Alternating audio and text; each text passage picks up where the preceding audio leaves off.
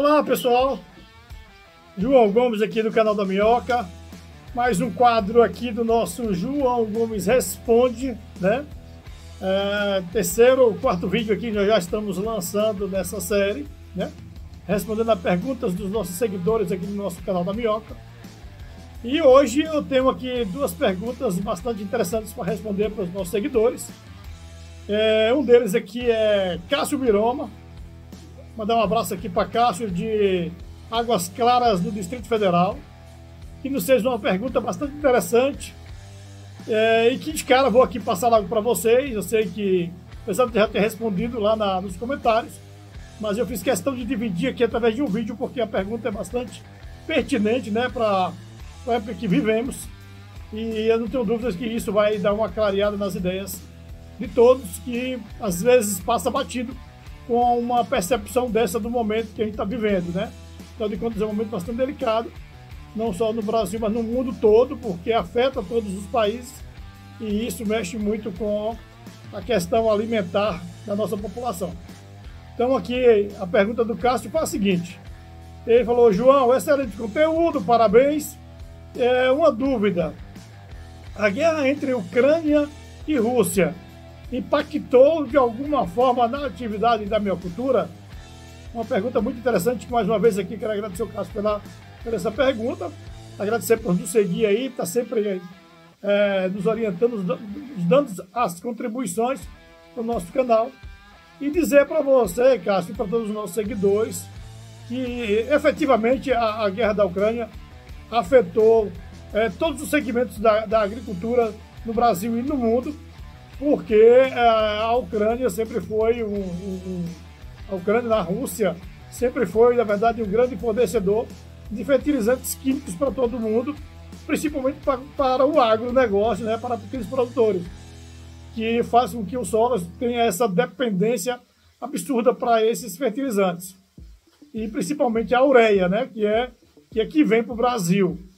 Então essa guerra, ela efetivamente houve aí um bloqueio nas exportações, nas importações, na verdade, e consequentemente das exportações por parte da Rússia, e isso gerou uma expectativa muito grande, né, no setor agro, no setor produtivo de grãos e de outros alimentos, porque ficou naquela expectativa de que poderia faltar.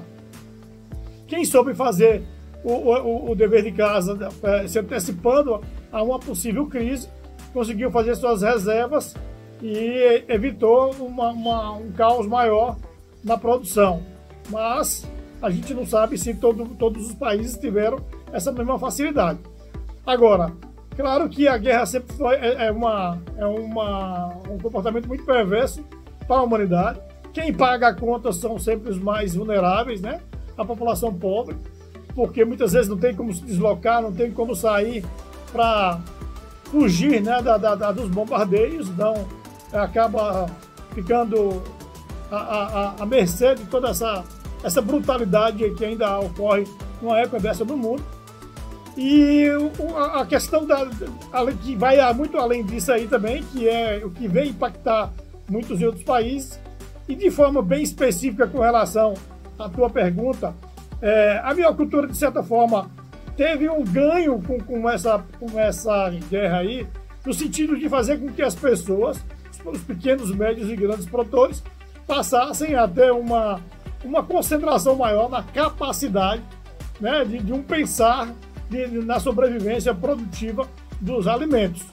Porque não é apenas os químicos que vêm como salvação das lavouras, não é o químico que é a única saída para resolver a produção, porque o solo ele pode se auto-regenerar, o solo ele pode ser autoprodutivo, desde que você dê a ele todos os cuidados e a proteção que ele naturalmente merece, né? Porque se esses químicos que são introduzidos no solo para dar uma celeridade produtiva, para dar a segurança que o produtor precisa, se isso vem da natureza, é da natureza que a gente pode extrair os elementos que o solo precisa para se tornar produtivo. Como você tem hoje, como nós temos hoje, a diversidade de adubos de origens diferentes. Porque quando eu falo de origens diferentes, eu falo de forma orgânica e natural, que são os adubos de origem mineral, vegetal e animal. Então, nessas três naturezas de adubo, você pode extrair todos os elementos químicos de forma natural para poder fazer uma boa adubação e tornar um solo extremamente produtivo. Né? Então, eu não tenho dúvida que essa crise gerada por essa guerra entre Ucrânia e Rússia deu um repensar, deu uma nova dinâmica na maneira de você ser autossuficiente como produtor rural, principalmente da agricultura familiar, ser autossuficiente na produção dos seus próprios adubos. Né? Um exemplo clássico que temos aí, Cássio, é as compostagens, que as pessoas podem fazer aí um reuso inteligente, né, dos resíduos de origem vegetal, de origem animal, de origem mineral, que você pode extrair da própria natureza, né, da nossa natureza, e fazer com que isso tenha as composições, né, equilibradas e inteligentes para você gerar o seu próprio adubo. Então, essa guerra fez com que as pessoas pensassem. Dentro do agronegócio, por exemplo, já existe um comportamento de se plantar direto na palha, né? Eles fazem as suas colheitas e aquele material que é retirado dos grãos, ele é mantido no solo para que seja incorporado e diminuir a dependência das adubações químicas, né? Não tornar o solo duro, não tornar um solo improdutivo. Então, isso, de certa forma, é uma prática positiva do que o agro já pratica. É claro que existe o lado da extensão, né? Da necessidade do grande desmatar, e isso impacta, de certa forma, no prejuízo muito grande da natureza, porque o agro precisa de extensão para os grandes plantios, né? Porque há uma necessidade alimentar aí dos rebanhos, né? Da cadeia produtiva relacionada à necessidade de rações animal, o agro acaba plantando bastante. Mas dentro do ambiente natural, do ambiente orgânico, daqueles que têm as vertentes da agroecologia, né, do plantio do sistema agroflorestal, da agricultura biodinâmica, tudo isso aí, você tem uma série de tecnologias naturais e orgânicas para produzir com inteligência, extraindo seus adubos da própria natureza. O que é uma defesa que João tem, pelas práticas que eu já tive como pequeno produtor rural orgânico, né, certificado pelo IBD, e que soube utilizar com muita habilidade, com muito treino, com muitas informações, nossos próprios adubos para os nossos cultivos. E não é à toa que está hoje, né, há mais de 30 anos na atividade da melhoricultura.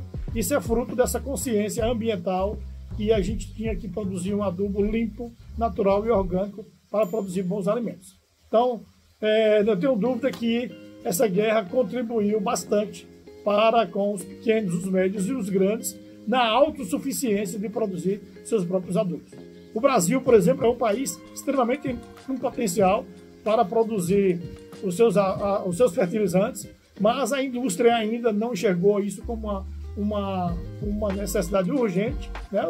O governo não deu ainda os incentivos para que nós, brasileiros, pudéssemos manter a nossa autossuficiência nesses adubos de origem mineral, químicos, para atender à necessidade interna do país. Então vamos ver se nessa nova dinâmica de autossuficiência o Brasil possa mudar de comportamento e gerar aí uma nova dinâmica. Porque nós, da agricultura orgânica, natural, já estamos fazendo a nossa parte e fazendo muito bem feito para nos tornar autossuficiente e tornar esse nosso país, esse nosso planeta autossustentável, com muito mais segurança para as gerações futuras do nosso país e de todo o mundo afora. Sejamos exemplos, sejamos práticos e efetivos nessa luta por um solo mais produtivo, por um solo mais sadio, tá bom? Espero que tenha atendido a sua resposta, foi um pouco longa, porque é um tema bastante que nos motiva a estar defendendo a causa orgânica e natural para os nossos solos.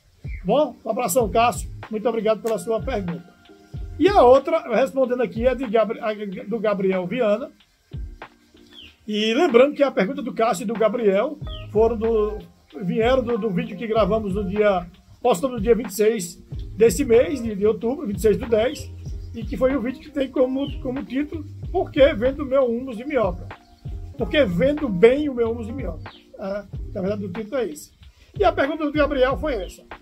João, parabéns pela qualidade do humus e do conteúdo aqui no YouTube. E a pergunta, na verdade, é: quanto tempo, em média, de estoque para começar... Quanto devo ter, em média, de estoque para começar a minha atividade de vendas? Ou que produção mensal? Na verdade, Gabriel, não tem uma resposta específica, quantitativa, para te dar nesse momento de padrão de volume de produção de humus. Porque, na verdade, você pode ter 1 quilo de humus produzido aí numa semana ou no período que as minhocas vão consumir esses resíduos, né? A sua compostagem ou o seu esterco. E você pode, a partir de 1 quilo, ter alguém que vai comprar esse produto, né? Um vizinho, uma quitanda, um comércio que você pode fracionar da maneira que você achar mais conveniente e começar a vender esse seu produto. Você pode utilizar na propriedade para experimentos, mas caso que realmente é direcionado para a venda, essa quantidade não dá para a gente dizer para você que é uma quantidade ideal.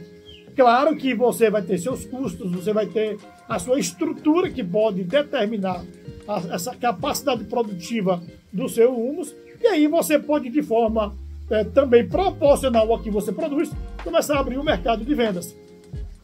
Se você tem uma produção ainda que assegura que um lojista pode ter o seu produto lá, comece com um, né? Se você só tem 10 quilos, se você só tem 20 quilos ou 50 quilos, você vai procurar um. Se você tem uma quantidade maior, 100 quilos, 200, 300 quilos de produção no ciclo produtivo, você vai procurar 2 ou 3 que garanta a compra na rotina que você precisa para poder manter a sua comercialização. Então é assim, começou devagar, devagar também é a busca daqueles que vão vender o seu produto. Se é um ritmo um pouco mais acelerado é a sua busca por uma carteira mais ampliada de clientes. Então, na verdade, essa roda vai girar, as ondas vão girar de forma sincronizada. Se a minha produção é de 100 quilos, eu vou procurar clientes que compram a essa proporção de produção que eu tenho capacidade de gerar dentro do período, né? Então é só ter esse cuidado. Não vá atrás de muitos clientes se a sua produção é muito pequena. Não vai produzir muito pouco e oferecer para muito. E nem vai, porque senão você pode ter um desgaste nesse início de relacionamento com o seu produto, tá bom? Eu comecei muito pequeno também com a minha produção e fui aumentando na medida que a minha produção também fosse aumentando. Recentemente eu melhorei muito a minha estrutura, a minha capacidade de produzir. Hoje eu já estou buscando agora ferramentas mais confortáveis, muito mais dinâmicas na capacidade de produção, para depois eu continuar ampliando o meu mercado. Porque o mercado também eu não posso ficar correndo atrás de muitos pontos de venda se a minha capacidade de produção tem um limite, né? Então, preciso desse cuidado para poder atender bem a minha carteira de clientes. Tá bom? Eu acho que essa resposta dá para te atender bem e que não só você, como tantos outros que acabam que assistem esse nosso vídeo, possam estar dando uma baita contribuição para todos aqui nesse momento. Tá bom? Chega aqui ao final, agradecendo você aqui pela participação, por permitir estar chegando aqui esse conteúdo para você e espero que está contribuindo bastante. Tá bom? Forte abraço para você, obrigado Cássio, obrigado Gabriel pela participação. E quem quiser mandar qualquer pergunta para o João, aqui no nosso grupo, no nosso quadro João Responde, eu vou estar mandando em vídeo uma resposta para você, assim como estou fazendo aqui agora para o Cássio e para o Gabriel. Muito obrigado pela participação. Se inscreva, dê um joinha, comente, mande sugestões que o João vai estar sempre aqui aberto para estar gravando para você. Falou? Forte abraço, até o próximo vídeo. Valeu!